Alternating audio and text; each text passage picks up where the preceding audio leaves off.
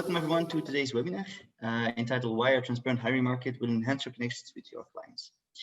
Today's webinar will be an informal conversation and debate on how the external hiring market is a bit of an intransparent market and how we can all together make it more transparent. Let me quickly take you to the agenda today. First of all, we are going to see how the Belgian market or external hiring market is constructed today, and actually what is wrong with that construction. And we are going to take a sneak peek to our neighbors and to look at how this is set up in the Netherlands. Then we're going to see what is the inhuurkaart. Bas will tell us a bit more about that, and how this can be the first step into a transparent external hiring market.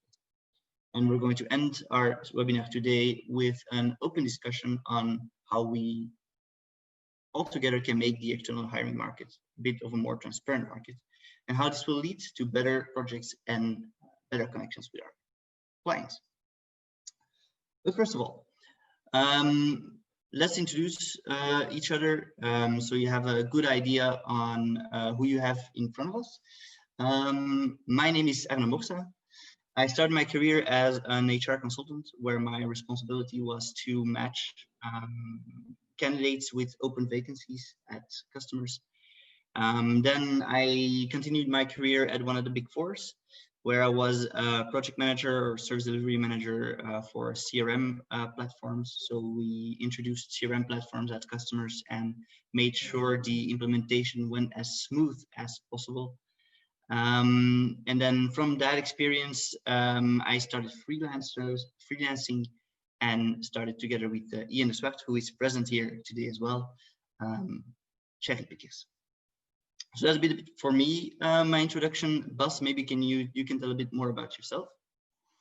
Yeah, thank you, Arno, and also Lina, of course, for having me joining your webinar. My name is Bas Van Oers. I'm from the Netherlands. I graduated in December 2002, and after that I worked a couple of years for consultancy firms. And in 2008, I started freelancing, and that's what I still do up till today, basically on projects for the Dutch government. Okay, great. Thanks, Bas. I also see that everyone is sharing their LinkedIn. Please do. Let's make sure that we stay connected to each other. It's very important, I think. So in the chat, don't hesitate to post your LinkedIn profile. Okay, great. I think what is very important is that as well, Bas, as myself and Ian, we started our company from a certain frustration that we experienced while freelancing. And it is from that frustration that inhuurkaart and ChariPickers came to exist. And maybe it's a good idea, Bas, if we can explain a bit more about where that frustration came from as freelancing and how we started freelancing, so that people know a bit where we come from. Maybe you can share a bit your story. Sure, of course I can. As I told you, I graduated in 2002 and worked for a couple of years for consultancy firms. And what I found out is by the time is that basically what the consultancy firms do is they do simply matching of useful people on projects at their end customers, the clients. And in 2008, I figured out, okay, maybe I can do this myself and then earn a little bit more money. So I started freelancing, and by that time I really didn't care much about the whole hiring chain. The hiring chain is how you are being hired by the end customer of all the intermediaries in between. I always got my projects via my network, and so for me it was never a problem. In 2017, something happened. I decided to take a project in Singapore. I hoped it was for the longer term, so I waved everybody goodbye in the Netherlands, said goodbye network, thank you for all the happy years. But unfortunately, the adventure in Singapore ended a little bit more early, and so we returned back to the Netherlands in the summer of 2018. And by that time, we bought a new house over here. We got a new car. We were expecting a second little baby. So I needed our project again. because I needed to earn some money. And I was also a little bit too vain to contact my network again. From, sorry guys, I need a project, please help me. So basically, what do you do as a freelancer when you need a job? Okay, well, you go to the internet, of course. Oh, there's a nice project posted on freelance.nl. It's basically a job board where all kind of companies can post their projects. Oh, there's a nice project at the Dutch police force. They needed a project manager. So I called this intermediary and said, yeah, I might be very suitable for this job. Okay, and the intermediary said, we are going to introduce you. By the way, our profit margin is 10 euros an hour. Then I said, all right, that's fine by me. So in 1 week, I heard from this intermediary, well, the qualifications meet perfectly.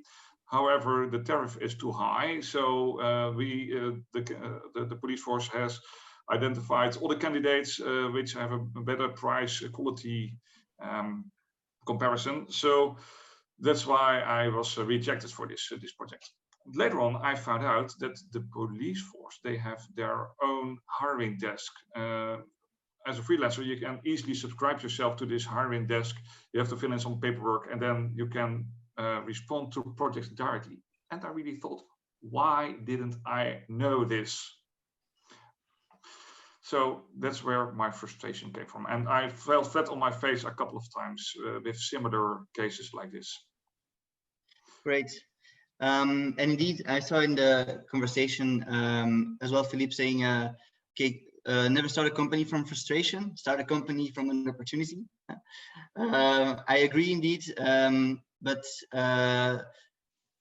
let's pinpoint that a bit later on, what I mean about frustration, and I'll tell you exactly what happened to me, and from that frustration that came a great opportunity.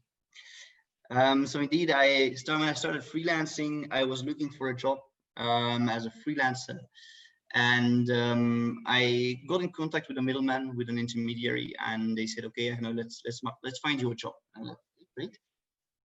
And I quickly came upon 2 interviews. First for the same company actually, which was one of the big pharmaceutical firms here in Belgium. The first interview went great, and I had a very good conversation. I felt good about it. The second one was not that good in my opinion. I felt a bit that the project was not attainable with the certain amount of hours that were estimated, and the workforce that was linked to that project. But the intermediary pushed me a bit on, okay, let's take that second mission, because we really, the client is very happy with you, and you should definitely go there, and so on and so on. Okay, well, it was my first freelancing project, and I was like, okay, let's start and let's see where it goes from there on. So everything went fine. The client says, okay, let's start with, I don't know, intermediary as well, was happy with it, and the contract came. And I felt a bit fishy as well in the contract, because when I was reading it, I had a lot of obligations and not a lot of rights in that contract. It was very unbalanced. Also, the intermediary tried to push on a liability in that contract that was way above my insurance cap, actually. So the amount of the insurance would cover when there was a problem. So I felt really a bit cheated on. I felt a bit held in the dark. Also, when we're talking about rates, it was not clear on who was going to earn what was the maximum budget that was allowed on the project, what was the fee that the intermediate would take. And it was very weird to handle or to negotiate with a customer and an intermediary on that way.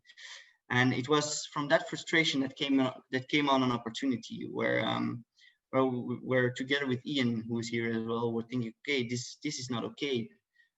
We should, as freelancers, have the opportunity to negotiate our contracts directly and not be kept in the dark.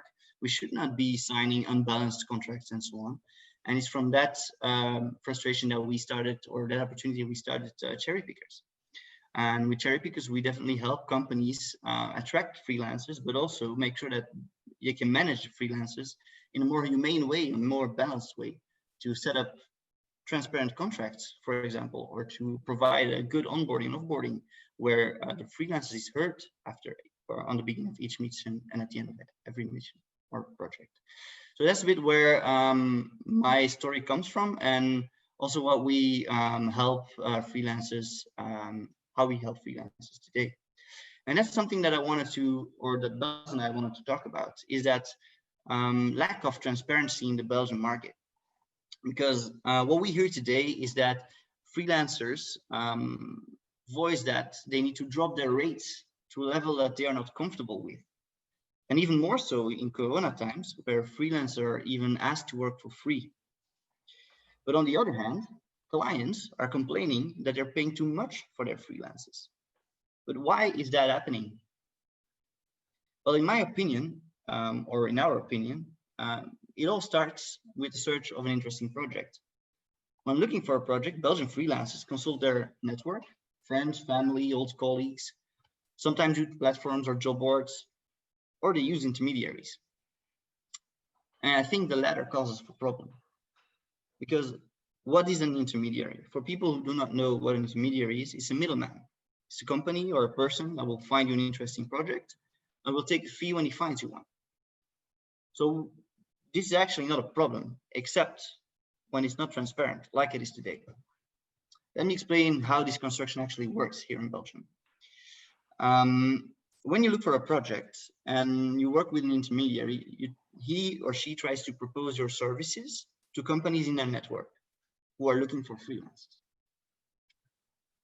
What's the problem with that? Well, the intermediary then knows what the maximum daily rate is, or the budget at the client, and they know your daily rate. What means that the intermediary has control over his own margin. And the margin at the intermediary is actually the difference between your daily rate and the maximum budget on the client side. So they can try to push the rate of the client up and try to lower your rate to maximize their margin. And the problem with that is that you as a freelancer and the client are actually kept in the dark. The client doesn't know how much of the daily rate is going to the freelancer and how much is going to the intermediary. And the same goes for you as a freelancer. You know what the intermediary has negotiated for your price, but you don't know what the maximum budget was at the client side.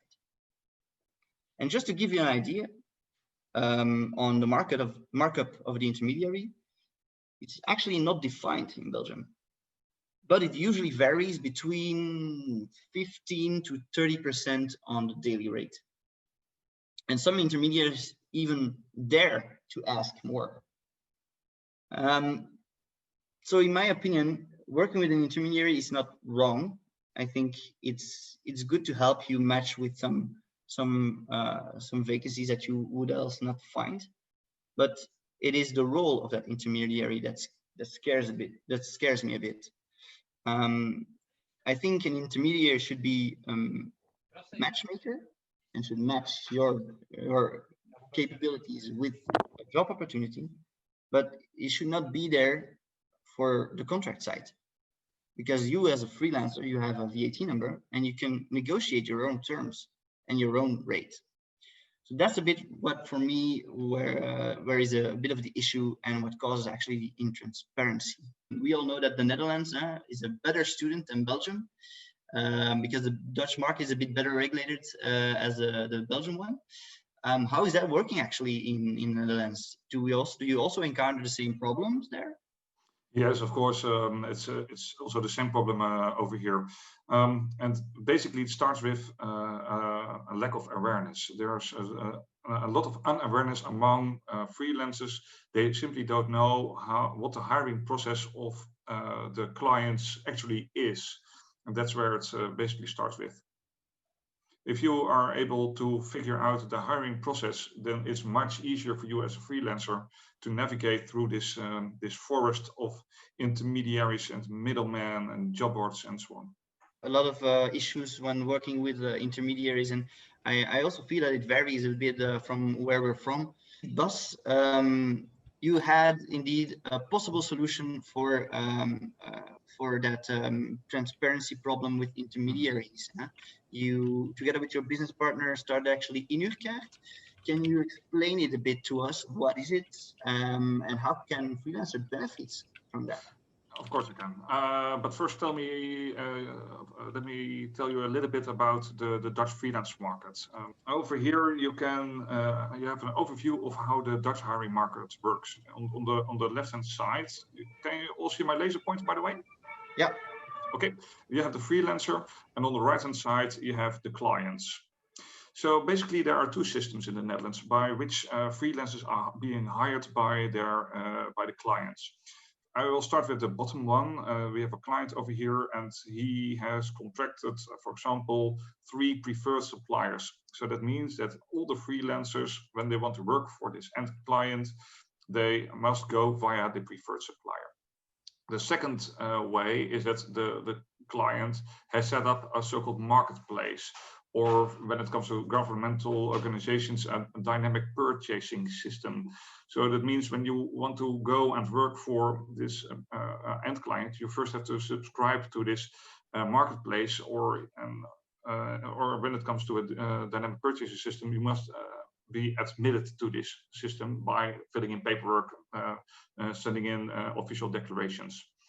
So this is basically the ideal world. So you as a freelancer should know what kind of marketplaces do exist, or which preferred suppliers are being used by which end customer. Then over here, all those orange guys, they are middlemen. So either they scrape the jobs from the preferred suppliers, or they are registered to the marketplaces or dynamic purchasing systems themselves, or they have some contacts at the end client directly and know that they might need a Java developer in the future. So they start posting all those kind of jobs on the job boards like the freelance.nl, itcontracts.nl, and so on and so on. And that's creating this vagueness, this intransparency. So I've told you about my experiences on the market, that I felt flat on my face a couple of times by doing business with those middlemen, while hoping they are actually the preferred suppliers themselves, because they pretend that they are the preferred supplier, but they are not. So I started to produce an Excel sheet. And basically, it starts with the name of the customer and the name of the marketplace, or the names of the preferred suppliers. And then I thought, okay, I can keep this Excel sheet for myself, but I can also make it publicly available, so all the freelancers in the Netherlands can benefit from it. And by the way, it's not a company, it's a foundation, so inhuurkaart Foundation. I will show you that website. Is it a good moment to jump to the website, Arno? Definitely. Okay. So when you go to the website, there's no need for registration. Bas, we can only see your still your screen. With okay. Yeah. Then I have to share this one. Can you see it now? Okay. Yep. So you don't have any pop-ups, no ads, nothing at all, no need for registration. But for you guys, it's in Dutch because it's completely focused on the Dutch market, of course. But I can explain you how it works. So I have created this database with the ways that the end clients hire their freelancers. So basically, this website has 2 functions. First of all, when you're looking or orienting yourself for new end clients, you can select the locations where you want to work. For example, the province of North Brabant. You can select your field of expertise, which, for example, in my business, it's IT. And you can select the kind of customers you are looking for. So, for example, local governments and national governments. Okay, then I can press the search button. And then you have 2 tabs. First, you have the marketplaces, or on the other tab, you have the preferred suppliers. So on the marketplaces, first one is the police. If I click on this button over here, I'm redirected directly to the marketplace of the police. If I go to the preferred suppliers, for example, the local municipality of Eindhoven, it says, okay, the preferred supplier is Brenet. So if you want to work for the local municipality of Eindhoven, you have to call Brenet or go to the website, register yourself over there. So that's one function. The second function is in case you are being contacted by an intermediary and they say, oh, we have such a beautiful project for you. It's at the Ministry of Justice. So you click, you enter Ministry of Justice, press the search button, and then it tells you directly, okay, for IT, they are using preferred suppliers. Okay, it's those guys. And for organization advice, policy advice, they have a marketplace, and I can click directly to go to this marketplace. So that's basically the search functionality of inhuurkaart. Besides that, what I do is every week I write a blog on a certain topic, how to maximize your chances to score new projects, how you can recognize informally awarded projects, because some projects which are being posted, they are already awarded to somebody, and so on and so on and so on. So I'm basically doing this to create this awareness for freelancers. I want them to be aware that there's a choice instead of being forced to go through or via an intermediary. Great, thank you, Bas. I think it's very it gives us an interesting view on what mission or project is awarded to what different supplier, and where we can easily find actually the official way at customers where to apply for a certain function or a certain project, and that will directly link as well with our daily rates and negotiability of contracts. So I think it's a very interesting idea and a very nice opportunity for Dutch freelancers. And good, maybe let's take the last 15 minutes to talk a bit about future of work. And I'm going to actually, push the question to you guys. What do you think we as freelancers can do to enhance the transparency in this external hiring market? What can we do to make sure that we or other freelancers do not fall into the traps, let's say, of intermediaries, or maybe clients have more visibility on how to work directly with freelancers? What are your points of view? What can you already bring to the conversation? Yes, Frederic? Well, it's just based upon personal experience. I never work with recruiters because, I just don't believe in them. I try to use social connections to get somewhere inside the company, get a little assignment, and from there on, work from inside out, make sure that it becomes a fixed relationship, a long-term relationship, and they always come back. So, you need to find a way to get in there, even if it's a small assignment or something different. But once you got your foot in the door, I think it's pretty easy to work with a fixed long-term relationship. And who should we then talk to when as freelancers? Actually, we are all people. We talk with everyone, family, friends, people you meet at a certain event or even a wedding or whatsoever. I ask, who are you? Where do you work? What do you, just getting to know the person. And once they know you do this or that, they might fill you up somewhere, or it's way easier and even faster, I think, to go indirect than direct. It is actually counterintuitive, but it works for me. Really to dig deep into the network then. Yes, and just have good connections. Maintain them, and everything happens from itself. You don't always have to force. And if you consistently say no to recruiters, and actually I think every freelancer should do that, consistently say, no, I don't work for a recruiter or a middleman or whatsoever, then they will naturally fall out of there. And I know it's difficult if you need to earn the money or whatsoever, but that's great. Yeah, I know, and And it's also if you have those kind of communication skills, yes, of course. But I know a lot of freelancers who are not such good negotiators, and they are simply happy that they have their own projects. Well, Bas, because bouncing back on what Frederick said, because I think as well, communicating to recruiters is very important. I think when you have a recruiter on the phone, I think we also said it's not bad to work with recruiters. You just need to have a good transparency in how the relationship is built. And I think that's the first thing you should check. And I think, Bas, that you have a great blog on asking the right questions to recruiters, or am I wrong?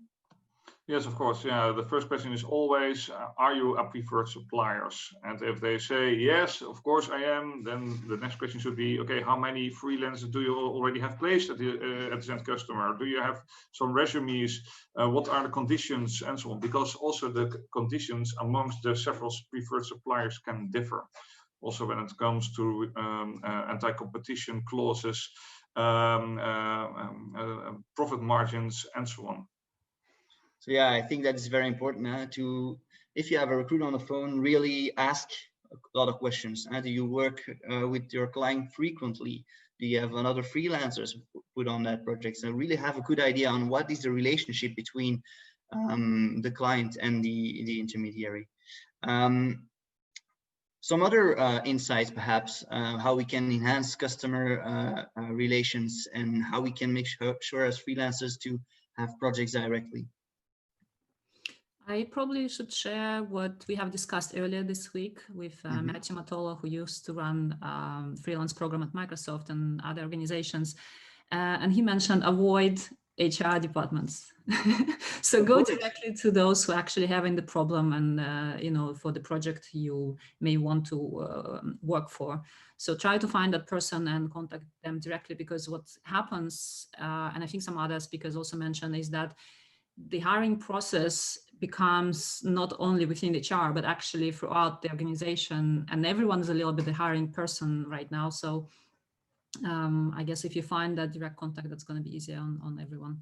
So digging deep into hiring processes and finding that hiring manager that is trying to look for a freelancer on that on his or her department, right? Yeah, I think it's a good one as well. Not always very easy to spot, but I think with a little browsing through LinkedIn, I think we should definitely have a good idea on who's working on what department within a company. And I think as well as freelancers, and that's from my side, from my point of view, is that we should definitely start talking to our customers or to our clients and saying, dear clients, I have a problem with my contract. I feel that I don't have enough rights, and you have a lot of rights, and I have a lot of obligations, and I don't feel comfortable with those things. But also, what did I appreciate a lot within my project with you today, or what did I not like in that project, and how can we work together? How can you be better in hiring freelancers and working with freelancers? But can you also give me some feedback?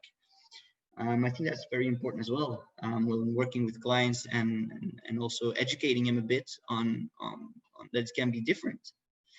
Another thing that I find very weird. Sorry, they're mowing the lawn. Actually, I hope it's not too disturbing on my sound.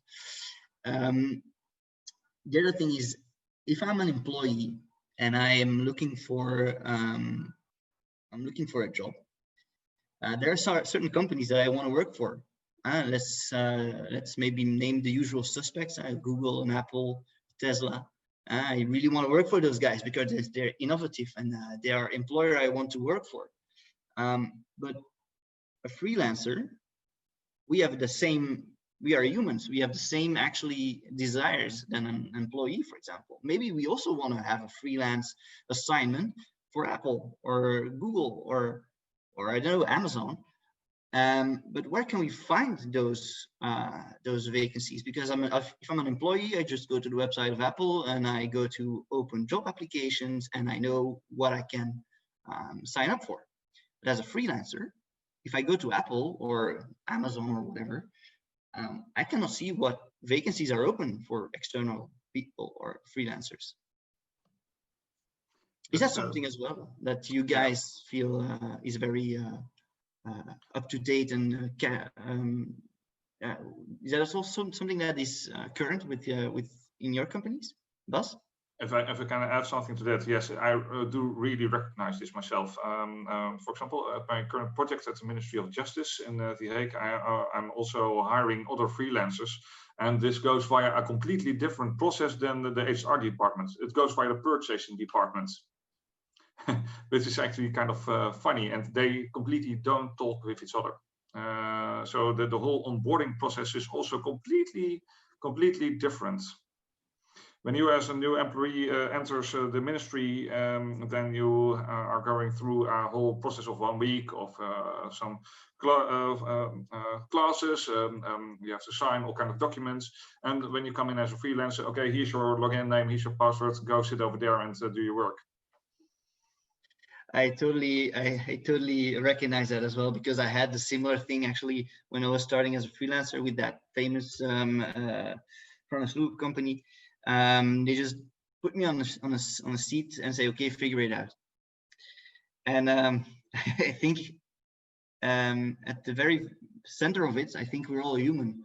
We are not freelancer, we are not an employee, we are human, and it is important to treat us as that. And I think that freelancers today can be treated more as a cost than as a person. And I think that is a very big problem, and onboarding and offboarding processes are very important, I think, in the treatment of externals or freelancers. So yeah, I totally agree with what you say as well, Bas. Looking maybe on people that we didn't hear yet, Elizabeth, what do you think on the subject? What do you think what we can do as freelancers to enhance the future work of tomorrow? As said, I strongly believe that there's still work to be done when it comes to branding. I often get the remark like, well, freelancers are about to be less reliable than a fixed employee. Some time ago, I even got the answer that they prefer hiring someone fixed contract, and if it didn't work out, it would still be cheaper to fire that person than to hire and let go of a freelancer with whom it doesn't work out. So I think branding and awareness within the market is still a very big issue that needs tackling. I so agree with you, and that again, I think transparency, information, trying to get that out there, not only to freelancers but also to clients, to really map the one version of the truth Bas told me once is very important. So yeah, I definitely agree. I definitely agree on that. Yes, thank you for that. Anytime. Arno, I do have a question. I'm also thinking of the next upcoming session. It's going to be a little bit controversial, I have to say, because we'll have someone who will be talking about packaging services for a client, which ultimately means that this person or that company acts as intermediary in a way that they are the project manager for the client who is getting clients together to work on a bigger project. So what do you think about those scenarios? Well, again, I think intermediaries, and maybe I've been bashing a bit too much on the intermediaries, and that's not not the purpose, because intermediaries have their role in the external hiring landscape, but it's how they are set up that is, I think, important.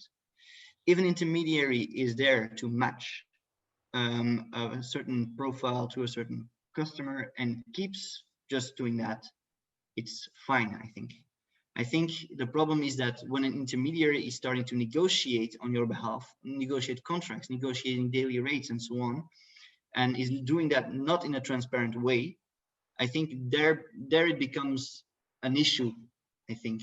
So I'm not sure about how the packaging company or the case that you're just presenting works, but I'm very keen to learn about it. So if it's next week, I'm definitely trying to be there. All right, it's tomorrow. It's today, actually, right after. Well, perfect. Then yeah, 11. I'll 11:30. make sure that I get some time, and I'll make sure that if it's one of the bad examples that we said today, that I'll try to to tend it with care. Well, yeah, indeed. 11:30 we have Remy from Crosscast joining, and they working with communication and marketing profiles, and then they pitch into bigger clients, coming to them with pool of talent to handle a project as such. And so he will bring some examples. And I think we can take that case not only, hey, we need to work with companies, organizations like that, but also in our mind think, who do I need to have around me to pitch to clients directly without, these organizations and provide the services? But then you become the intermediary in a way that you will be giving job that you pitched for to your fellow freelancers. I mean, this is like the subject I love so much. It actually gives, well, let me put it this way. One of the goals for Freelance Business Month was also to kind of draw the ecosystem to understand how it functions.